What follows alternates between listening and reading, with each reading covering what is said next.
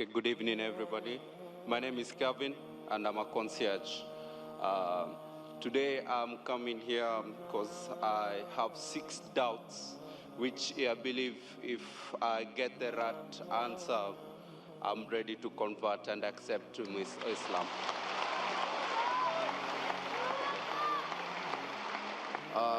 To start with, on my first question, is that how do I know that Islam is the right way to worship?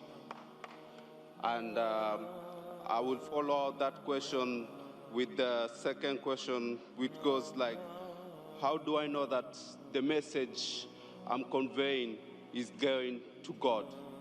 Okay. And my third question, since Dr. Zaki, I've been listening to you before, you have said before and you have preached that there's no way you can go to heaven without strictly abiding to the commandments that were given to Moses. In the present world and challenges with the media, with everything that comes along to our life in our present day, how do we abide to this law? And does God forgive you if you repeatedly make mistakes and repent? Brother wants to give in 2 parts. He wants to ask 6 questions. The first 3 questions brother asked, that how do I know in Islam the worship is correct? It can be understood as how we worship in Islam, is that correct? Or it can mean that is Islam the correct religion? What do you mean? Do you want to know that the way you worship in Islam, is it the right way, or is Islam the correct religion of worship? The first question the brother asked, he wants to know, how will he come to know that is Islam the correct religion we should follow? And the second part that is similar, that how will you come to know that Islam is the truth? Exactly. And the third that he said, I said in one of my speech, that JSK, peace be upon him, said that if you want to enter Jannah, you should keep all the commandments and follow all the laws mentioned in the Old Testament. How in this age can we follow all the laws of the Old Testament? I will try and club the first 2 questions together, that how do you know that Islam is the correct religion to worship, and how do you know that Islam is the truth? Islam comes from the word salam, which means peace. It is also derived from the Arabic word silm, which means to submit your will to God. Islam means peace acquired by submitting your will to Almighty God. And for any book to claim that it is a message from God, for any religion to prove that it is from Almighty God, this revelation, this book, this religion should stand the test of time. Previously, it was the age of miracles. And the glorious Quran is the miracle of miracles. Later on came the age of literature and poetry. Muslim and non-Muslim Arabic scholars alike, they claim the glorious Quran to be the best Arabic literature available on the face of the earth. But today, if a religious book says in a very poetic fashion, the world is flat, will a mortal man believe? But natural, no. Because today is the age of science and technology. So if we put this test of science and technology to all the religious scriptures that we have today, of the different religions of the world, all of them fail the test except the Quran. And I've given a lecture on the topic Quran and modern science, compatible or incompatible. Time does not permit me to give a full lecture in this question and answer session. But I'd like to mention that Albert Einstein said, the famous physicist and the Nobel Prize winner, that science without religion is lame, and religion without science is blind. Let me remind you, the glorious Quran is not a book of science, S-C-I-E-N-C-E, but it's a book of signs, S-I-G-N-S. And there are more than 6,000 signs, more than 6,000 ayats in the glorious Quran, out of which more than 1,000 speak about science. Now, if you compare the scientific facts that we have come to know, we find that what science has discovered recently, maybe 50 years back, 100 years back, 200 years back, 400 years back. The glorious Quran has mentioned 1400 years ago. The Quran speaks about the creation of the universe in Surah Anbiya, chapter number 21, verse number 30. What the scientists discovered recently about the Big Bang. What they discovered 50 years back is mentioned in the Quran 1400 years ago. We came to know that the earth is spherical in 1577 when Sir Francis Drake sailed around the earth. The Quran says in Surah Naziyat, chapter number 79, verse number 30, that we have made the earth egg-shaped, وَالْأَرْضَ بَعْدَ ذَلِكَ دَهَاهَا, referring to the egg of an ostrich, and we know the egg of an ostrich is geospherical in shape. We previously thought that the light of the moon was its own light. Recently we came to know 100 years back, 200 years back, 300 years back, that the light of the moon is reflected light, not its own light. This is mentioned in the Quran 14 years ago in Surah Furqan, chapter number 25, verse number 61. So who could have mentioned all these facts in the Quran which we came to know recently? Previously when I was in school, I had learned that the sun revolves but does not rotate about its own axis. Quran mentions in Surah Anbiya, chapter 21, verse number 33, that the sun, besides revolving, it also rotates about its axis.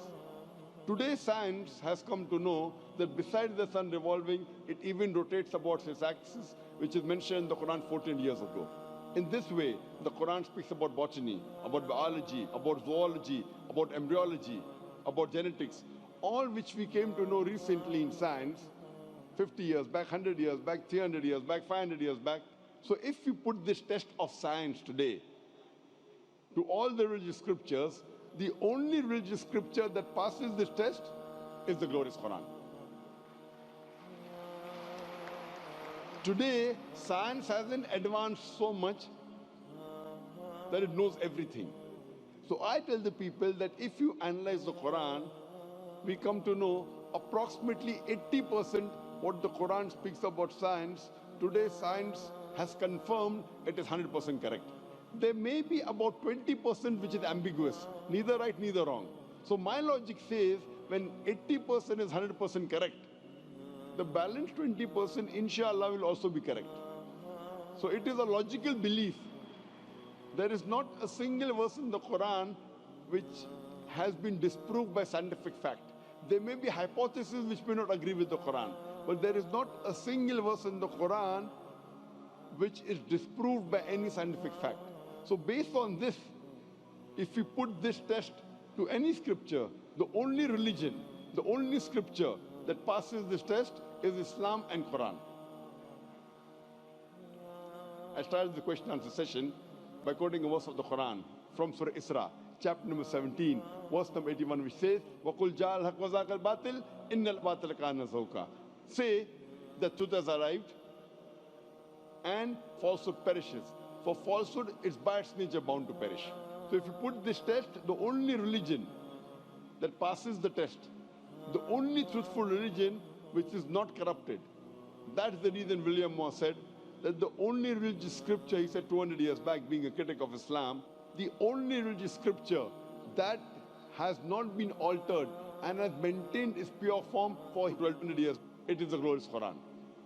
So based on these facts, the only religion we can think and can understand and can believe it is truthful and correct, it is the Quran. As far as the third question is concerned, that I had mentioned in my speech that Jesus Christ, peace be upon him, said that you have to follow the commandments in the Old Testament. I was quoting the verse of the Bible, Gospel of Matthew, chapter number 5, verse number 17 to 20, where Jesus Christ, peace be upon him, says that unless your righteousness exceeds the righteousness of the scribes and the Pharisees, in no way shall you enter the kingdom of heaven. So if you have to be a good Christian at the time of Jesus Christ, peace be upon him, if you want to enter paradise, you have to follow all the commandments of the Old Testament. You cannot break a single jot or a tittle. If you do that, you shall be called least in the kingdom of heaven. So based on this verse of the Bible of Gospel of Matthew, chapter 5, verse 17 to 20, you have to follow each and every law of the Old Testament. And your question was very good and very logical. How can we in this age follow everything of the Old Testament, which is difficult, I agree with you. That's the reason Jesus Christ, peace be upon him, also said in the Gospel of John, chapter number 16, verse number 12 to 14. He said, I have many things to say unto you, but ye cannot bear them now. For he, when the Spirit of truth shall come, he shall guide you into all truth. He shall not speak of himself, all that he hears shall he speak. He shall glorify me. Your prophet Jesus, peace be upon him, is prophesying the coming of the last and final messenger, last and final prophet, Prophet Muhammad, peace be upon him. That when he will come, he will guide you unto all truth.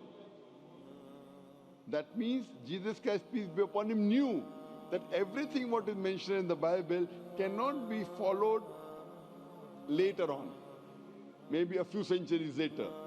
That's the reason he said that he, when the Spirit of truth shall come, he shall guide you into all truth, talking about Prophet Muhammad, peace be upon him. So at that time, maybe it was possible to follow the rules and regulations mentioned in the Old Testament and the New Testament. But Jesus Christ, peace be upon him, said, in future, when the last and final messenger, Prophet Muhammad, peace be upon him, comes, you should follow him. So if you have to be a good Christian today, besides believing in one God, you should also believe in Prophet Muhammad, peace be upon him. Hope that answers the question, brother. You want to ask the question? The other question is, coming from a Christian background with a Christian family, how will I adapt or connect to my family if I convert to Islam and having two different faiths in the same compound? Brother asked the question that if I convert to Islam, how will I connect with my family having two different faiths? Brother, you know there's something like the Old Testament and something like the New Testament. Even though you are a Christian, you can follow the laws of the Old Testament after the New Testament has come. If there is something like the Old Testament and New Testament, there's also something like the Last Testament. The glorious Quran is the Last Testament of Almighty God. And in this glorious Quran, not a single prophet which is mentioned in the Bible has been derogated. In Islam, you have to believe in all the prophets that came earlier. And there are no less than 25 prophets which are mentioned in the Quran. And all of them, except for Prophet Muhammad ﷺ and a couple of them, they are mentioned in the Bible.